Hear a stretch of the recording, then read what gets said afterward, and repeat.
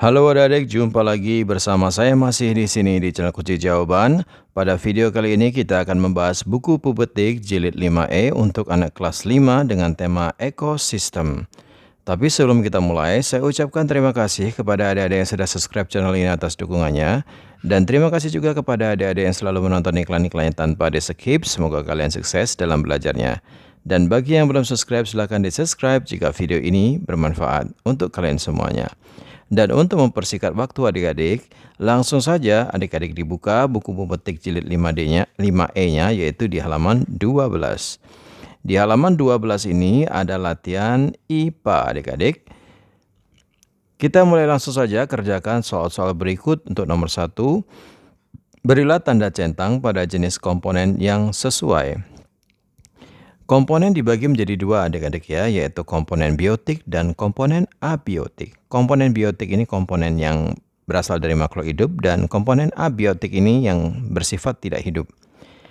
Nomor 1 rumput, yang dicentang berarti biotik. Nomor 2 batu berarti abiotik. Nomor 3 belalang, komponen biotik. Nomor 4 air terjun, komponen abiotik. Nomor 5 oksigen, komponen abiotik. Silakan di stop videonya dan dicatat jawabannya.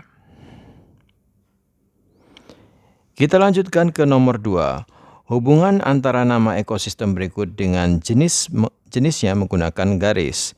Jadi ekosistem itu ada dua adik-adik, ekosistem alami dan ekosistem buatan.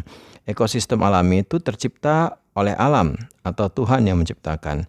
Tapi kalau ekosistem buatan itu yang menciptakan adalah manusia. Kita mulai dari yang A, waduk, berarti ekosistem buatan. Silakan adik-adik tarik garis dari waduk ke ekosistem buatan. Kemudian danau vulkanik, ekosistem alami. Hutan hujan tropis, ekosistem alami. Kolam, ekosistem buatan. Kebun binatang, ekosistem buatan. Dan laut lepas adalah ekosistem alami. Silakan di stop videonya dan disalin jawabannya. Kalau sudah, kita lanjutkan ke nomor 3 ya. Adik-adik perhatikan gambar hewan-hewan berikut. Kemudian, kelompokkan hewan-hewan tersebut berdasarkan jenisnya. Tulis huruf pada kolom yang tepat. Jadi, jenis-jenis hewan berdasarkan makanannya itu ada pemakan tumbuhan yang disebut herbivora atau herbivore, kemudian pemakan daging yang disebut karnivor, pemakan segala yang disebut omnivor, dan pemakan serangga yang disebut insektivor. Yang A ini adalah ular, pemakan hewan lain atau daging. Berarti dia tergolong karnivor. Silakan adik-adik tulis A di kolom karnivor. Kemudian yang B ini adalah domba pemakan rumput, berarti dia herbivore. Belalang pemakan daun berarti herbivore. Gajah pemakan daun atau rumput berarti herbivore. Beruang termasuk pemakan segala berarti omnivore. Yang F adalah gambar bunglon termasuk insektivora karena dia pemakan serangga. Kemudian yang G ada terenggiling, dia termasuk insektivora karena memakan serangga. Kemudian tikus, sijeri adik-adik. Dia ini omnivora karena pemakan segala. Kemudian ini hiu adalah karnivora karena dia pemakan daging. Jadi yang herbivora adalah B, C, D. B, domba. C, belalang. D, gajah. Yang herbivora B, C, D. Kemudian yang karnivor ada dua, yaitu A dan I. A yaitu ular dan I yaitu hiu. Kemudian satu lagi omnivor. Ada dua hewannya yaitu E dan H. E adalah beruang dan H adalah tikus. Satu kotak lagi yaitu insektivore. Ada dua yaitu F dan G. F adalah bunglon dan G adalah terenggiling. Jika sudah kita lanjutkan ke nomor 4, perhatikan gambar berikut. Tulislah 5 contoh komponen biotik dan abiotik yang ada di ekosistem tersebut. Kalau yang biotik, sekali lagi saya ingatkan adik-adik, yang biotik itu adalah yang hidup seperti hewan, tumbuhan, manusia, dan mikroorganisme. Sedangkan yang abiotik itu yang tidak hidup. Baiklah, komponen yang biotik atau yang hidup di gambar tersebut adalah gajah, jerapah, ini jerapahnya di sini adik-adik. Kemudian pohon, bangau, rumput. Sedangkan komponen abiotik atau yang tidak hidupnya adalah pasir, air, oksigen, batu, matahari.